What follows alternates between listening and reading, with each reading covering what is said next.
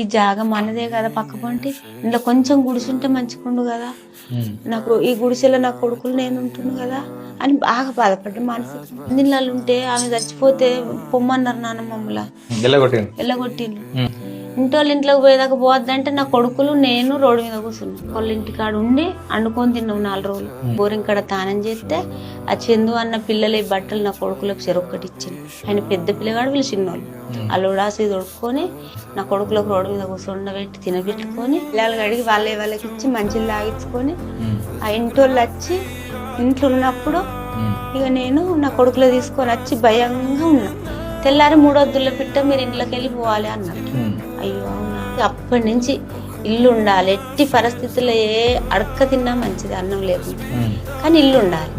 ఇల్లు ఉంటే ఇంట్లోకి వెళ్ళి వాళ్ళు వెళ్ళగొట్టకపోరు కదా, మన ఇంట్లో పోయి మనం ఉన్నాం కదా, గుడిసున్నా అయిపో కదా.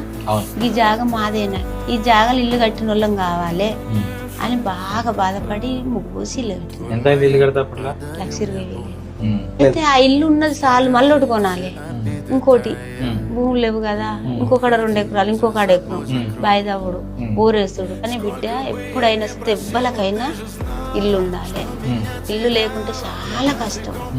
ఒక్క గుంట అన్నా 50 గజాలలోనైనా ఆఖరి గుడిసె అయినా ఉండాలి. సొంత ఇల్లు సొంత ఇల్లు లేకుంటే పుసుక్కున పానం పోతే రోడ్డు మీద ఎత్తాను.